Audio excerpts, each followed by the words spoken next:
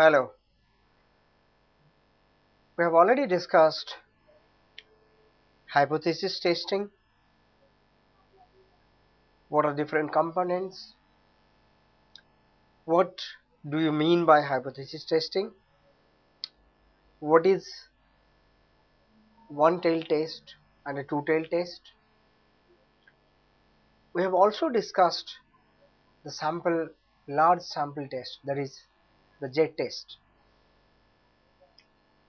Z test is assumed to be having a fairly large number of samples, and the number of samples normally is greater than 30. It's assumed in these types of testing, while various assumptions are made, that as the number of samples tends to be large, the trials are fairly bigger. What happens is the universal set takes the form of a normal distribution. Sometimes it can take the shape of a standard normal distribution or a simple, fairly normal distribution. A standard normal distribution is defined as a particular distribution in which the mean, median and mode coincide. It takes the shape of a bell, the bell which rings in a temple. But if the number of samples is less than large, which is less than 30, we call it a small sample. More or less, it doesn't represent the entire population behind the trials. If you calculate the sample mean and at the same time you calculate the population mean, there is going to be some kind of variance between the two.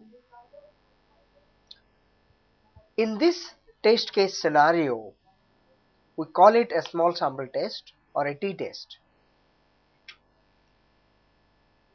When the small sample has a size of less than 30, the central limit theorem, that is the axiomatic theorem of normal distribution, it doesn't assume that the sample distribution's mean is going to be fairly normal, which means the sample mean may not be exactly equal to the population mean. So in that case, we cannot assume a fairly normal distribution.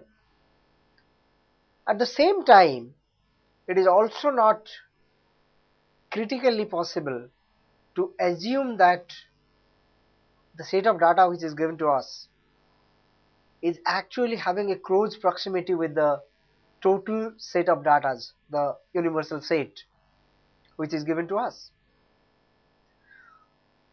which does mean that if you have a universal set of per capita income of 2000 people living in a particular apartment complex, and you have taken a sample of 400 out of them, we will not be in a position to replace the entire population mean by the sample mean, because the sample mean is quite a bit different from the population mean. So we have to remove these assumptions that sample mean is exactly similar to population mean.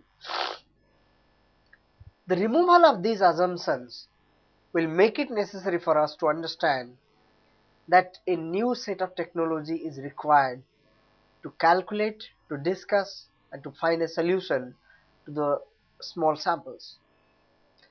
These small samples are going by the name of t-test. In early 90s, there is a statistician called W.S. Gossett. He is working in London in a corporate setup. At that point of time, people were doing various kinds of research on statistics, statistical probability, statistical distributions, because not many theory were present to calculate the probability of various things. the corporate setup was not that modern, so we were actually required to calculate various things which may or may not actually happen. So this person, W.S. Gossett, was actually doing some kind of research on hypothesis testing to be conducted on small sample tests, like for example n is equal to 15. But at his company it was not allowed to publish research works while he was still working for the company.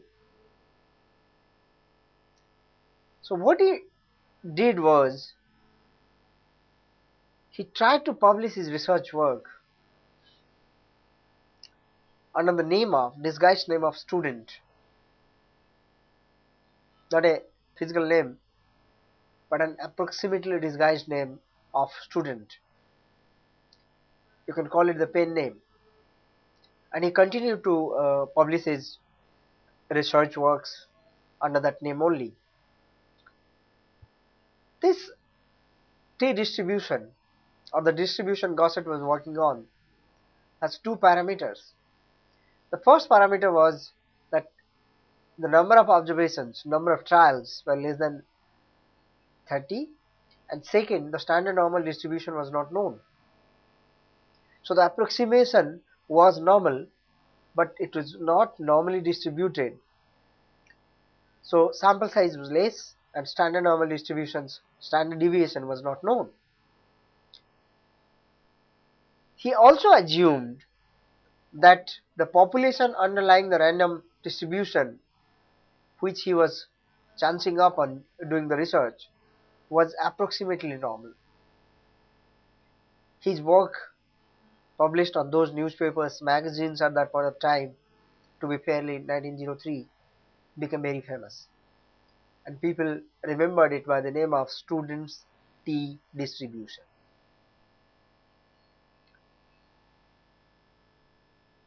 T distribution and normal distribution were symmetrical, but T distribution is a lot more flatter than normal distribution. Normal distribution exactly look like in the middle of the curve, equally distributed to both of the sides, but T distribution was slightly lower. It was slightly flatter. It doesn't look like the bell-shaped curve that normal distribution was. So because of the difference of width, the normal distribution was slightly higher and T distribution was lying a little bit lower towards the x-axis. For every possible sample size, a different T distribution was actually possible, which means there lies a T distribution which can be calculated, which can be taken into consideration for every possible sample size. As the sample size increases, the shape of the T distributions becomes less and less flatter and becomes approximately equal to the less flatter normal distribution. In fact, when the sample size grows to 30 or greater than 30, the T distribution almost approximates to a normal distribution, and we can be able to use the normal distribution, thereby using the large sample z-test distribution.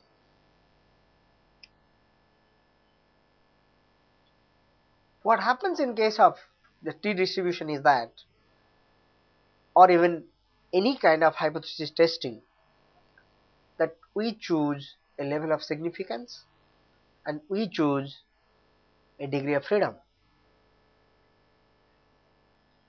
The degree of freedom is defined as the number of values, number of trials which is given an infinite test, which we can choose with freedom.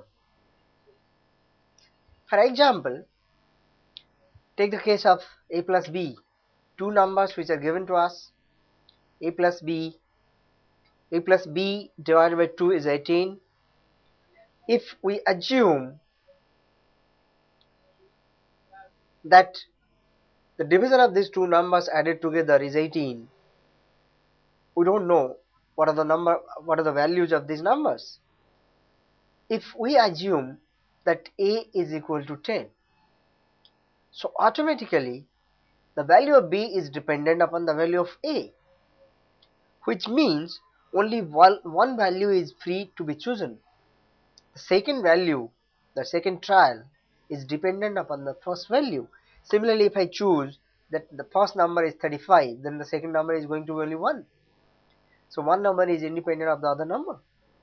So which means out of 7 variables, only 6 we are going to choose freely. The seventh number, the value of the seventh number will be dependent upon the value of the first 6 numbers. So that is known as the degree of freedom. In hypothesis testing, every kind of hypothesis testing, we use the value of freedom. Here, the value of freedom is going to be n minus 1. That is, if we have 5 values, n is 5, then the degree of freedom is denoted by V would be n minus 1.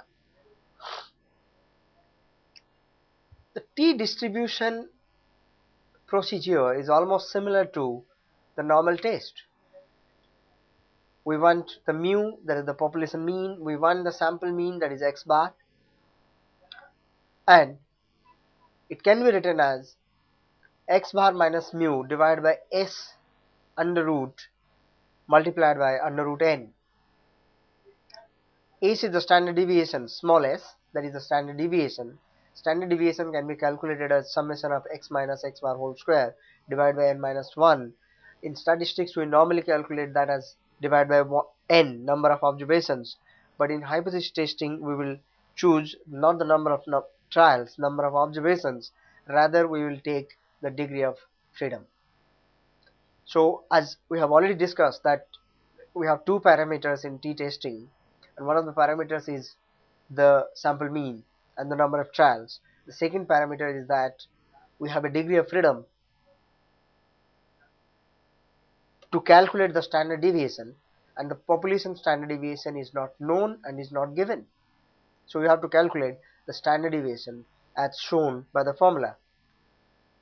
The test statistics under this distribution will have a degree of n minus 1 freedom, and this formula will represent the basic t-test distribution.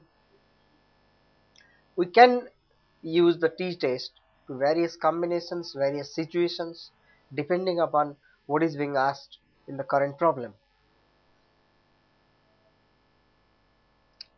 The properties of t-distribution is that it ranges from the variable t, range from minus infinity to plus infinity. It doesn't have a particular value. Unlike a correlation coefficient whose value is ranging from plus to minus 1, t-distribution value, the value of t, does not have any bound. It can be minus anything, it can be plus anything. It can come in minus, it can come in plus. Like standard normal distribution, the t-distribution is almost assumed to be symmetrical and having a mean of 0.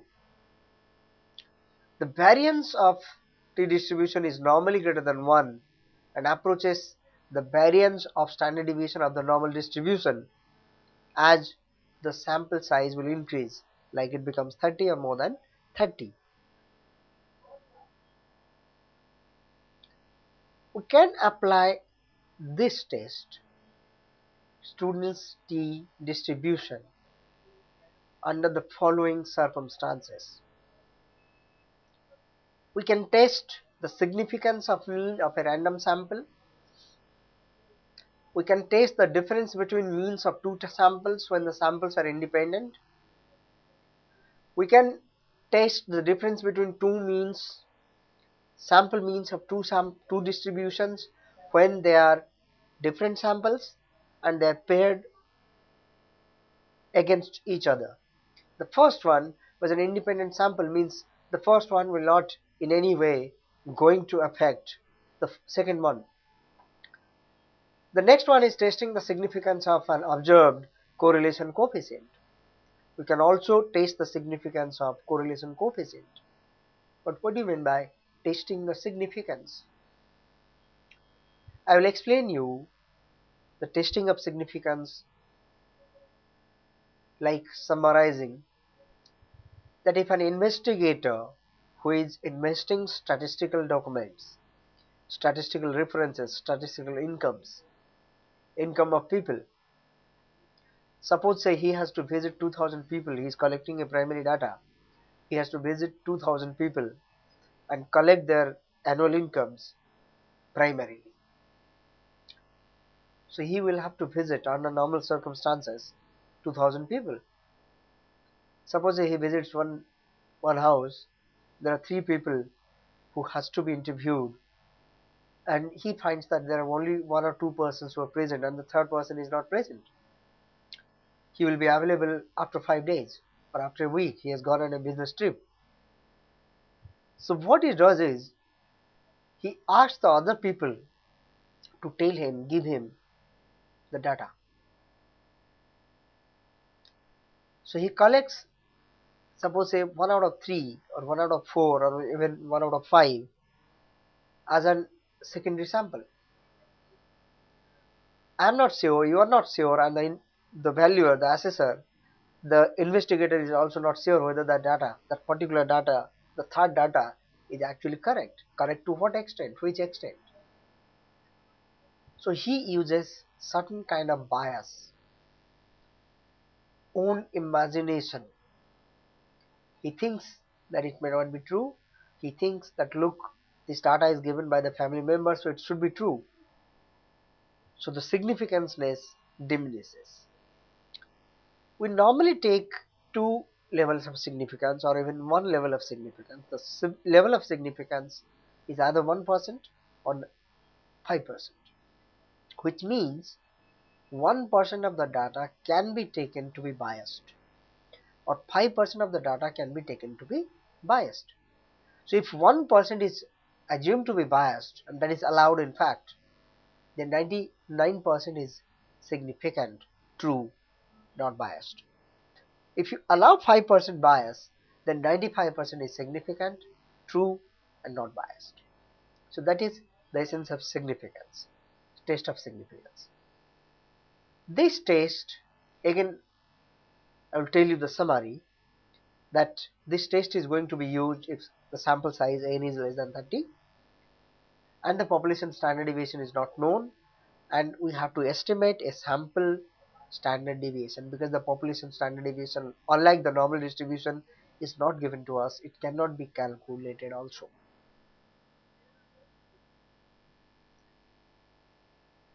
We can have a 2-tailed test, or we can have a 1-tailed test.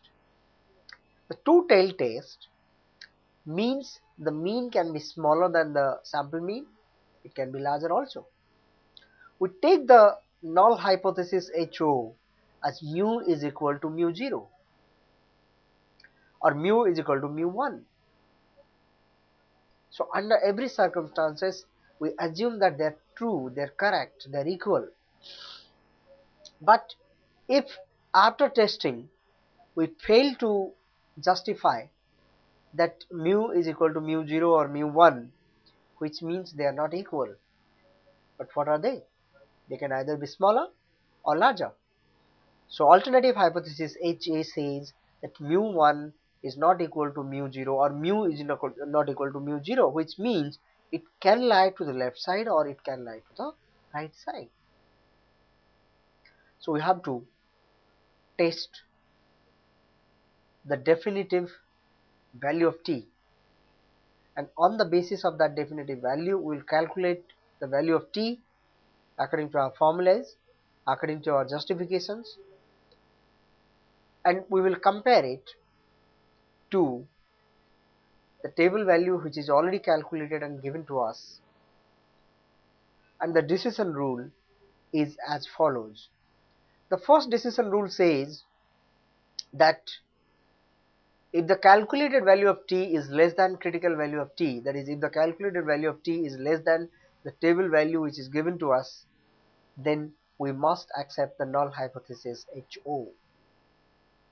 If the calculated value is greater than the table value which is given to us, then the null hypothesis will be rejected, which means we will accept the alternative hypothesis HA. We are going to take the help of certain examples to establish how students' t distribution actually works. The question is as summarized: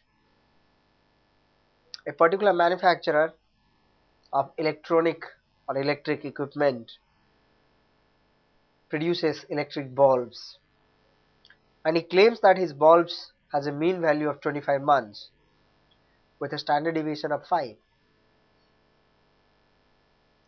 A random sample of 6 such bulbs are given as follows: life in months 24, 26, 30, 20, 20 and 18.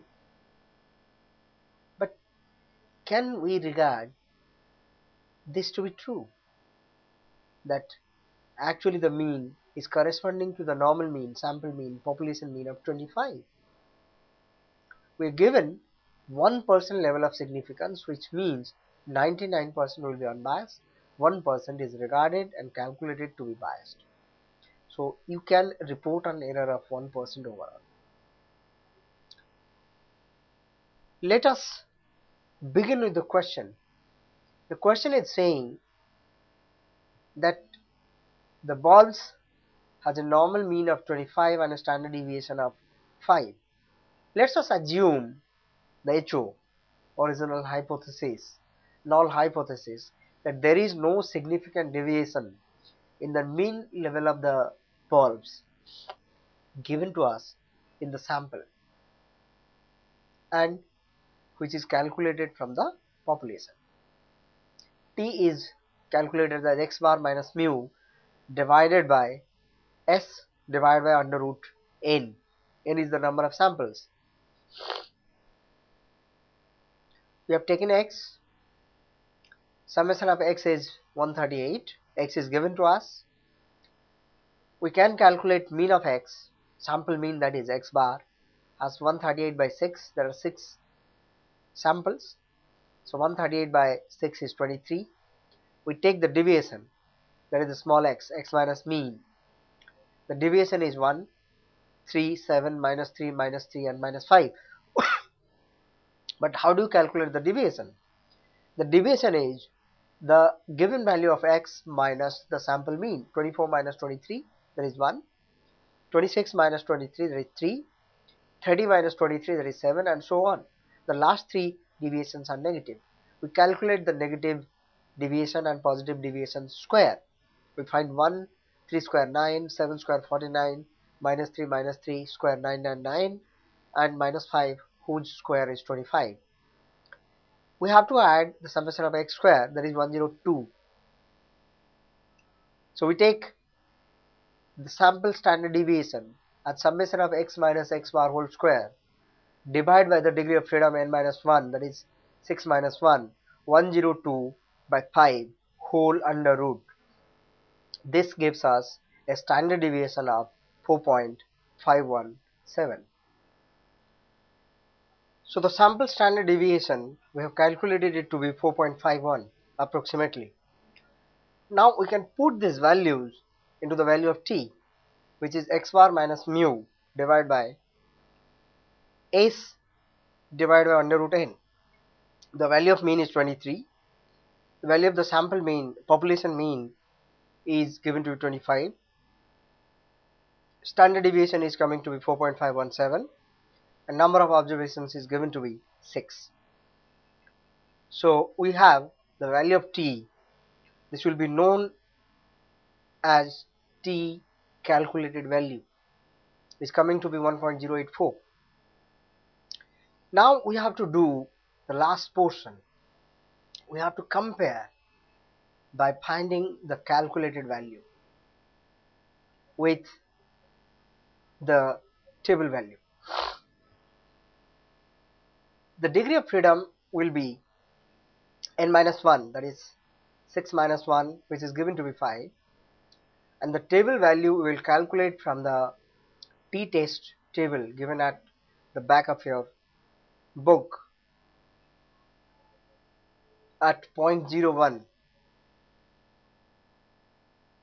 which is 1% level of significance for a degree of freedom of 5. The degree of freedom will be given on the vertical axis, and the number of level of significance, the value of level of significance will be given on the horizontal axis. So we will calculate the t table value from the table, which is coming to be 4.032. So we have now both the values. T calculated value is 1.084, t table value is 4.032. The calculated value is less than that of the table value. So we can safely assume that the hypothesis is accepted. Hence, the producer's claim is not valid at 1% level of significance.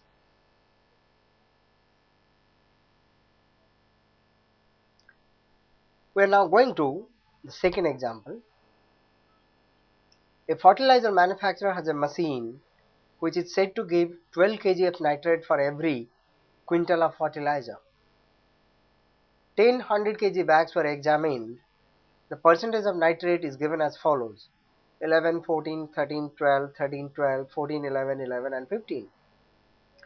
Is there any reason to believe that the machine is defective? Because it's not normally coming to be exactly equal to 12. Sometimes it is more, sometimes it is very large, sometimes it is very small. Let us take the null hypothesis that the average weight of the bag containing nitrogen is 12 kilo. So HO mu is equal to 12 and HA mu is not equal to 12. That is a two-tailed test. No particular level of significance is given to us. We can use either 1% or 5%. The number of observations is 10. So degree of freedom is 10 minus 1, that is 9. And we are taking a level of significance of 5%, which means in case of a two-tailed test, we will be taking alpha by 2, that is 5% by 2, to be 2.5%. So we assume that the population is approximately normal and the standard deviation of the population is unknown. So we will proceed on to calculate the standard deviation of the population. We take the values variables as x. Total of x is 125. We calculate by taking the deviation from this. We are finding the deviation to be 5 and the deviation square to be 13. So now we can put these values 9 and 13, d square is 13, divided by 9 into the formula of the standard deviation. The standard deviation is summation of x minus x square divided by n minus 1, which is 13 by 9 minus 5 upon 9 into 9 minus whole square, which is 1.08. Because we are not in a position to calculate the mean in simple approximate value, the mean is coming to be, actual mean is coming to be in points. We have calculated the deviation value, which is normally used in calculating standard deviation in statistics. That is the assumed mean formula. We have assumed the mean to be 12. Using the value of S, we calculate T as 1.466. After we find the value of standard deviation, we will be in a position to put that into the value of T, and T's calculated value is found to be 1.466. The T table value, I have already told you that it will be alpha by 2, that is 2.5%. So it will have an alpha of 2.5% and a degree of freedom of 9. It's coming to be 2.262. So it is clear that the table value is greater than the calculated value, which means the T calculated value is normally under these circumstances is smaller than the T table value which is given to us. So you safely assume that the machine is not a defective one. So the null hypothesis is accepted and the machine is not defective. We take one more example. The specimen which is given to us is that there are certain degree of copper wires which is drawn from a large lot. Its breaking strength in the form of kilograms is given as 578 to 544. We have to test whether the mean breaking strength can be taken to be 578 and verify using 5% degree of level of significance. We will proceed in the same manner. We'll take the x value which is given to us. We have taken that mu is equal to mu ho, mu 0, that is 578, and mu is not exactly equal to mu 0, that is a two-tailed test. The x is given to us, the total sum is 572, so the mean is coming to be 572. The sum of x is 5720, so we have calculated the mean as we have calculated the mean as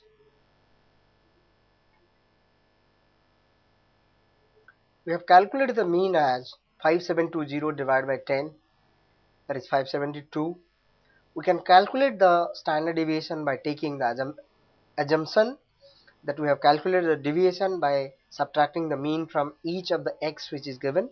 So 572 8 minus 572, which is plus 6, and so on. Then we calculate the squares.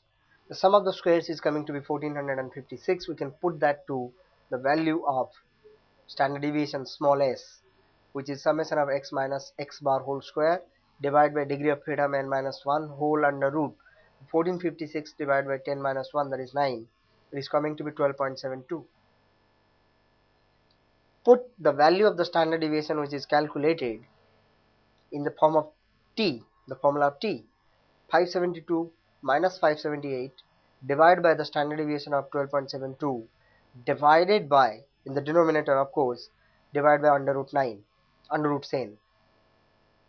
So by calculating under root 10 and dividing that by 12.72 and dividing that by 6, we found the value of t to be minus 1.488.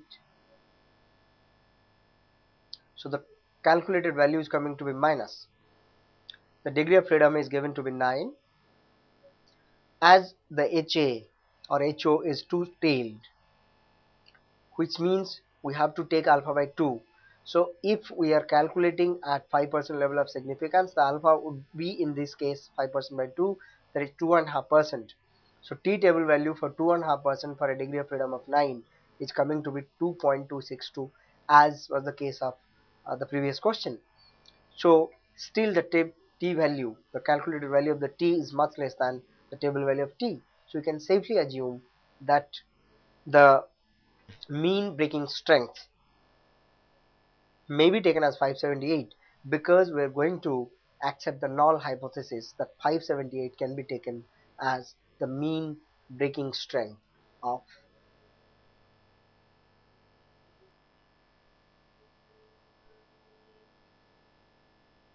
So we have discussed part of t-test. There are two more types of tests when we will calculate the differentiation between two independent samples and dependent samples. We will be going to discuss that in the next session, and I hope you have understood the concept of t. Normally t is a small sample test which is going to be calculated if the approximation is to normal. Obviously it's not a fully normal standard normal distribution, but still it is approximating to normal and the sample size is less than 30. Till then, I hope you will keep on practicing, and we meet very soon to discuss the next two portions.